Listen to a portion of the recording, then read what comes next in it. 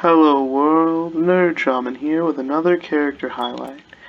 And today we're going to be talking about Elena Oswald, who is a rushdown character and very fun to play. I also wanted to start from the character select screen to give you guys an example of what it's like to actually choose your character in this game. So you'll pick your character, and the game will present you with that character's hand-to-hand style, their weapon style, and their character power, and then each fighting style has a light stance and a heavy stance, which will give you a brief preview on the right of what that attack sequence will actually look like. So I'm going to go ahead and map my projectile stance to 3, and you can see in the spider chart that pops up on the left that this move has excellent range, is pretty efficient for what it does, and is relatively strong, but not especially fast for a projectile. Next, I'm going to choose a weapon stance, and in almost every build I try to take at least one weapon stance, since without one, you lose a couple of options. You're not able to do weapon clashes, which is what happens when a weapon hits an opponent's weapon without either player actually connecting with the hitbox. And you're also not able to hit enemy projectiles away. And so you give up defensive options without having one. That said, there are times when having the 2 character power stances and 2 hand-to-hand stances have advantages that work really well in a matchup. In this case, though, I am going to take TendrilArmorHeavy as a weapon stance, and then I'm also going to actually take both her light and heavy hand-to-hand stance, her break skate attacks. And that's because of the way that the special attacks there synergize with the other stances I've selected. And then for the training dummy, we're just going to go ahead and use Ariel Kayonamura, who's the character we went over in our first character highlight. And then let's just jump right into it. So, first I'm going to go over her standing attacks. So let's start with BrakeSkateLight, which looks like this on hit. BrakeSkateLight's an excellent stance because of its distance. It goes really, really far. Just doing the stand 1 goes pretty far, and then the string itself actually goes halfway across this map, and this is the biggest map in the game. In addition to that, the knock-up from the 4th hit is a true knock-up, so the opponent isn't able to recover prior to landing on the ground during that entire time that they're falling, which is different than, for example, the BrakeSkateHeavy stance, which has more power and knocks the opponent further into the corner, but isn't a true knock-up. So if your opponent was just holding L1 to recover, they would recover before they hit the ground, unlike BrakeSkateLight, where they're in the air for a while. Additionally, since BrakeSkateLight has 4 hits, you're able to do much more intricate combos and longer lasting combos without triggering an infinity attack. So next, let's go over her ShadowGhostLight stance, which looks like this on hit. It goes really, really far, and it is a very good projectile, but not for zoning. It's a bit slow on recovery, especially considering how fast other projectiles in the game can be, and it doesn't hit the opponent with very much force, so the amount of time that their hit stun is brief. If they actually time it correctly, they're able to get out in between the first and second hit of that combo. That said, they are really good at blocking out your opponent's projectile, so if you're fighting a zoning character, because they are really big hitboxes, it's easy to stop that zoning pressure and then get it. Last for her standing attacks is her TendrilArmorHeavy stance, which is actually only 1 hit, but that's because it's that hit, which is amazing. By itself, it does almost 10 damage with the default damage settings. And in addition to that, it re-stands the opponent at most early places in a combo. So when you hit your opponent in the air, the speed at which they fall increases. So the more hits you get into a combo, the faster your opponent is going to be falling. but the fall speed is decreased a little bit if you can do a standing reset, which happens anytime you hit your opponent while their hurt box is collided with the ground. And so because this attack pulls the opponent to the ground, you can get several standing resets early in the combo while the fall speed is still relatively low. Next, let's go over the low attacks and the jump attacks. So most stances have one set of low attack between both stances of a style. So the BrakeSkateLight style or stance and the BrakeSkateHeavy stance both have the same low attacks. Low attacks and standing attacks will trigger infinites the same way. So if you do a sequence of low attacks and then do standing attacks that are the same positions in that string, it will trigger an infinite. That said, doing the low attacks of the heavy and then the light attacks of the stand, or the stand attacks of the light, won't trigger an infinite. Instead, it'll allow you to continue the combo since those are different attacks while they're standing. The jump attacks for most stances is also the same when they're from the same style. In this case, they're relatively similar, but the hits are different. So they're both dive kicks. The BrakeSkateHeavy dive kick looks like this. It just goes in on the opponent. It's got decent distance for a dive kick. It is the most shallow dive kick in the game, but it's still pretty good because it's a dive kick.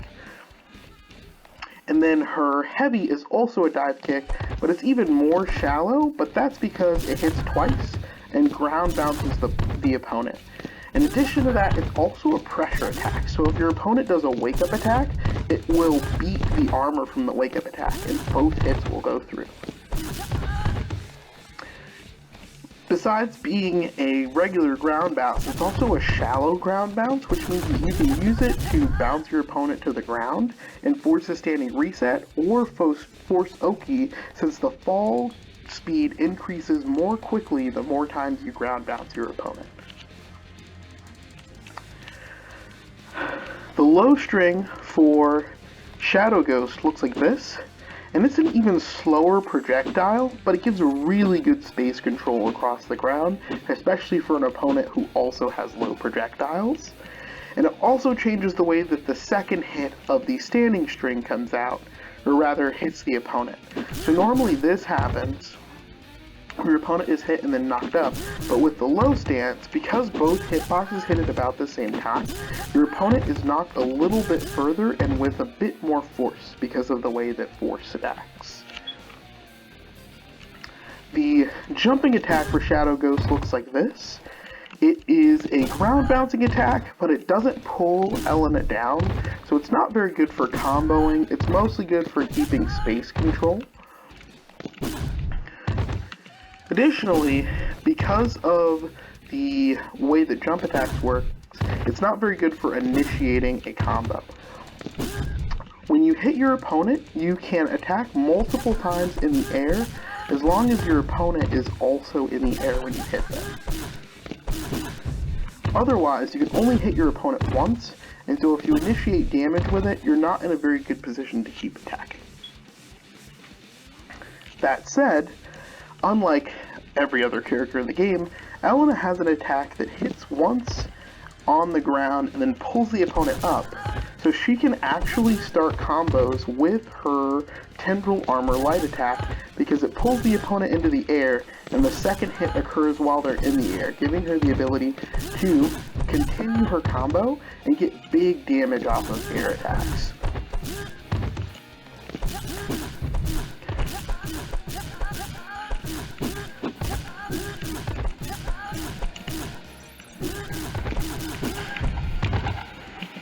And so on. And then her low attack for her Tendril Armor stance, it looks like this on hit. It's kind of slow for a low attack, but in the heavy stance it actually is a crush attack. And so if you know your opponent is playing defensively, always waking up and pressing repulse burst, you can do a crush attack and then they'll get crushed rather than earning meter, and it'll be your turn for a full combo punish. Next, let's go over how these attacks work with her specials. So her special for her BrakeSkateLight and BrakeSkateHeavy stance is relatively similar. Looks like this. It's a relatively brief animation, and what it does is it gives her a small buff.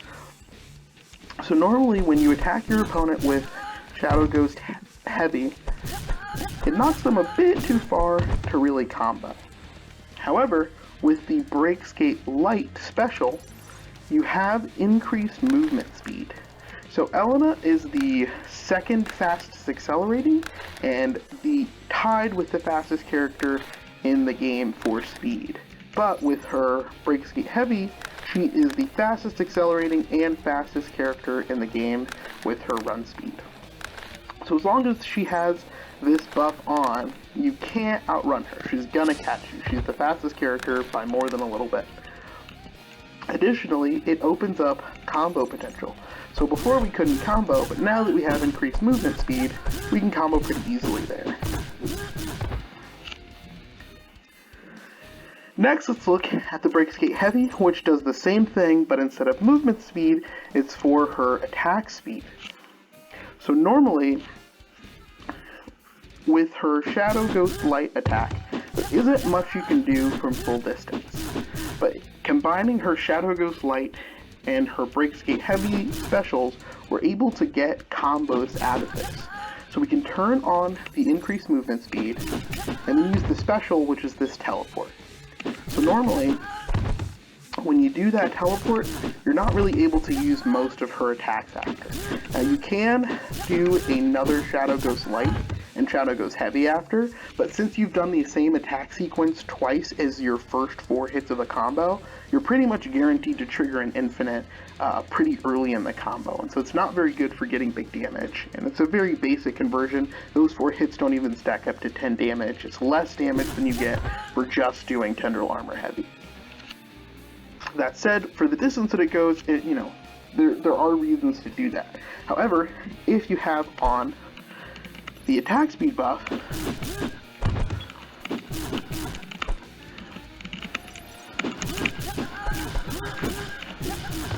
you're now able to do things that you weren't before, and you can fit that attack speed buff in the middle of combos. So you can do an attack sequence, and then fit that in there so that now you're powering up in between your move sets, and so you're not vulnerable while you're turning that on, and then you can stack both of them together. And that's something that I think makes Elena maybe the deepest character in the game in terms of finding out what she's even capable of in the first place, because the way that your attacks work changes a bit with the different buffs. So with the attack speed buff on, her standing reset no longer works the same way. And so while you open up certain combo routes, you close off the routes you have from this standing reset by default. Now there are ways to, as you saw before, get the gravity in such a way that you can get 1 or 2 standing resets with the attack speed on from it, but it's figuring out those specific routes that makes that a viable strategy. Otherwise, you're going to rely on the new routes that you get from the attack speed. And then the last special we need to go over is her TendrilArmorHeavy special, which looks like this on hit. And it's really, really good for a number of reasons. Namely that it's a push throw, which means it can't be dashed through. And since it's a rolling attack like that, it covers a lot of ground for a push throw in a really cool way. Additionally, unlike most special attacks, it can be done in the air. And so you can do it to extend your air combos. Well, there it landed on the ground. You can do it to extend your air combos and get a 5th hit in the air. Normally you can only string up to 4 attacks in the air, but with it you can do a 5th attack by doing your special.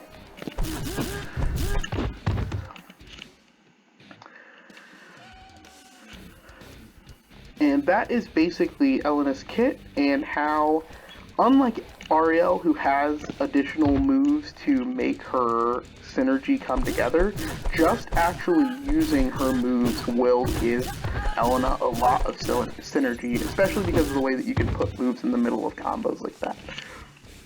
What makes all of this overbearing for the opponent and really brings her up to the level of the rest of the cast is managing your meter and using her special, or rather her super. So her super, or her augment burst, looks like this, where she inputs a command, and then now she has a shadow that can attack with her. And so her shadow does almost all of her attacks. It does her standing attacks and her low attacks. It does not do her special attacks. So for example, that doesn't create a hitbox, and it does not do her jump attacks. So you can't use it to dive kick on the opponent, for example. But what it does do is give her hitbox special randomized types. So there isn't much RNG in this game, but Elena has this shadow which will always either do a crush attack or a pressure attack. So it randomly fights both wake up attacks as an option and repulse burst, or the defensive block mechanic, as an option. And so since she has a push throw, you can, between the push throw, her standing 1 BrakeSkateHeavy crush attack, and the randomized crush attacks from the shadow clone that she makes as her ultimate move, pretty much control all of your opponent's options and lock them down. And so if you're playing perfectly, what you want to do is always have 50 meter, always have your clone out. Always be getting meter, always have your clone out. And once you've mastered that and you start integrating her other abilities, so if you have on her increased movement speed, her increased attack speed, and you're keeping your clone out, you're now the fastest character in the game with 2 hitboxes all the time, and you have a dive kick and you can teleport.